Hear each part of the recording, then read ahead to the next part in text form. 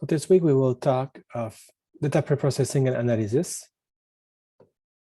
So to begin with some notion of data preprocessing, the different learning algorithms that we saw so far are quite sensitive to the input values. Most of the algorithms may be affected by the scale of the variables. If they are not comparable, for things like Euclidean distance may be affected quite a lot, may hurt in the sense that the variables with the larger scales will dominate all other variables, even though they are not supposed to be that dominant. So everything that is based on distance or similarity will be affected by that. And there's also things like saturation of the neurons, for example, in multilayer perceptron, which may be affected if the input value is too high, because it will go in the saturation zone and nothing can be done with the neurons given in that zone because the gradient will be really small. So sometimes also the variables may be missing in the sense that if you rely on some kind of sensor, maybe the sensor will not always provide the inputs. Some manipulation may be forgotten during the data collection. So not having this manipulation may mean that some of the data instances will not have all measurements. And maybe sometimes also during the experiments, the collection, some figure out that we need to add more measurements. Some measurements may be useful and are added only for the last part of the data collection manipulations. So also there's a question of high dimensionality. We see several times before that the algorithms may be quite sensitive to the dimensionality of our data set. So with, let's say, hundreds of dimensionality, some algorithms are not at all able to provide any interesting results. So this is an element to consider, as well as the redundancy in the measurements. When we have highly correlated variables that maybe simply one is a function of the other, linear function of the other, for example, this may make some algorithms to struggle with this kind of data. So in fact, data preprocessing is essential in practice. It is rare that we have access to really well formatted and complete data ready to be used. This is something that we have in our course here, for example, or on some benchmark data sets found on the internet. But when we want to apply machine learning to real live data sets, usually the preprocessing is not completed. There are still many manipulations that need to be done to make it perfectly usable. So it is important also to understand the nature of the data in order to process it properly. So some knowledge of the domain is required to be sure that we are doing the right thing with these data. First thing to look at is the scale of the variables. We want to adjust the scale to be on the same scale often.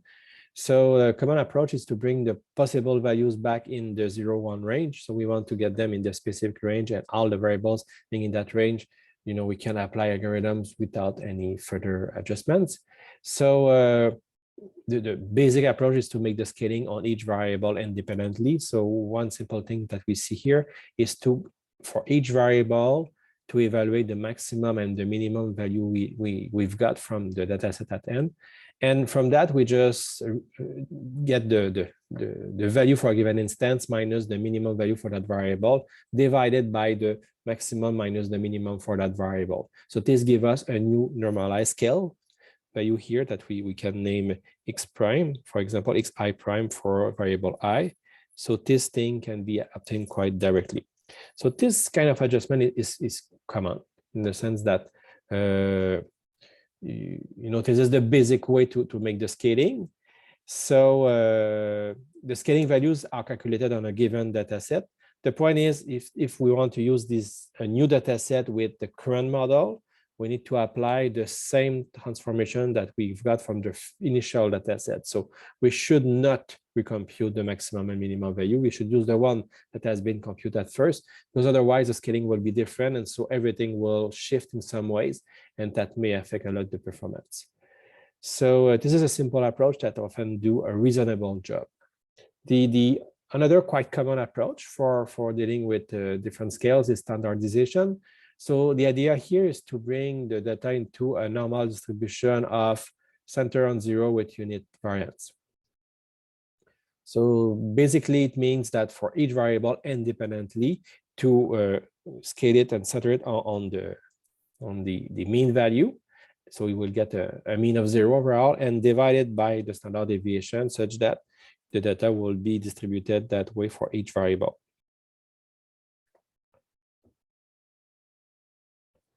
So this is quite less sensitive to outliers compared to scaling, because, you know, if you have one outliers with a really huge value for one variable, and this is completely out of the scale of the other variables, it will mean an adjustment that may be hurtful for that variable. While here, of course, it will increase a lot the standard deviation, but the impact should be quite less compared to the basic scaling approach.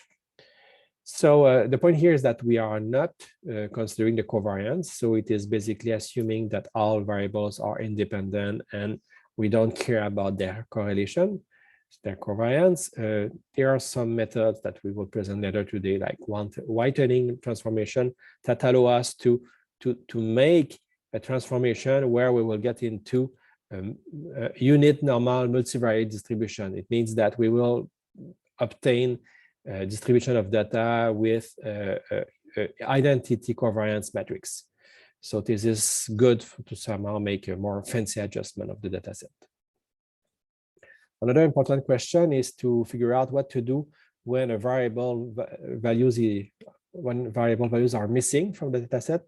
So the basic thing would be to remove simply the data. So, okay, we don't have all the variables, so we will remove that instance. That may hurt a lot. That may impact a lot the learning, because we may remove a lot of data for learning, and we know that bigger the data set, better should be the learning on that. So also the point is, if we remove the data with missing value, it may concern a specific type of data. So we will underrepresent that type of data, or simply remove it completely from the training data set, and that possibly induce a bias toward the other type of data. Another approach is to mark missing variables for the learning algorithm. So it's not possible in all cases, but in fact, for some algorithms, we may be able to say, okay, we put a don't know kind of interrogation mark as the value for that variables, and the learning algorithm, the model, should be able to process it anyway, just by dealing with these missing variables in some ways. We may also just assign a default value. So for example, assign it a 0 or -1, -100, something quite arbitrary, but that should not impact much decision. Possibly the default value, like a 0, may not impact much a decision. You know, the algorithm may deal with that quite well. Or we may also, something more fancy would be to pick up randomly, just pick up a random variable, another variable in the training set, for example, and pick that value at that variable and just assign it as the current data. So it means that we will use a real data that may not be necessarily related to the other variables for that instance, but at least we'll get something that is present in the data set.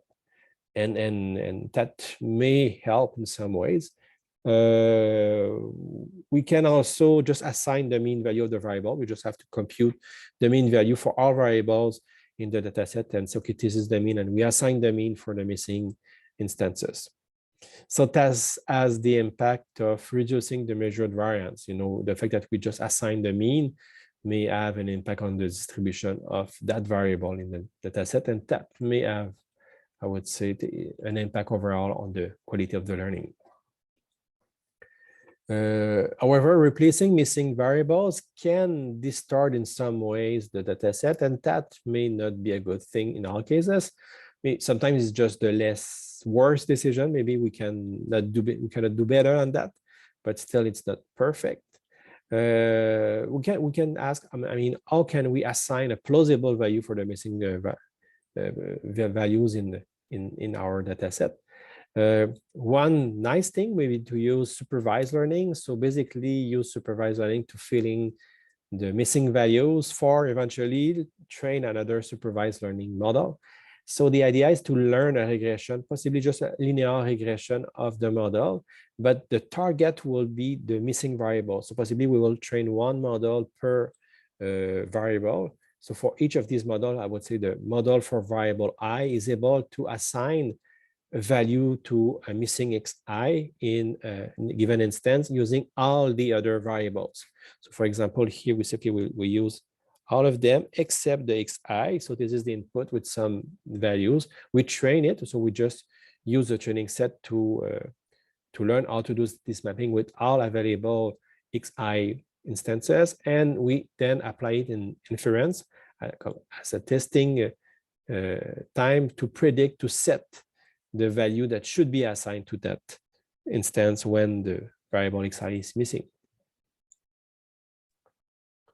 We can also use the target RT. So yeah, no, here's basically the target RT is the missing variables. We don't use the target of the training set. It's just basically to deal with the inputs, but use one of the input as the target because it is missing. So it should, we expect that it will assign more representative values to the data. But still, it can have the effect of reducing the variance as regression, as it will capture the most likely values. So as it is, I would say, it can have the same impact than assigning the mean value, because basically the predictive model will assign the most likely value, which may be quite an average value over all the possible values. So this may reduce the variance, or may impact somehow the distribution of the variables, but we can expect that still the missing values that we will replace by something else, so the replacement value should be helpful in some way.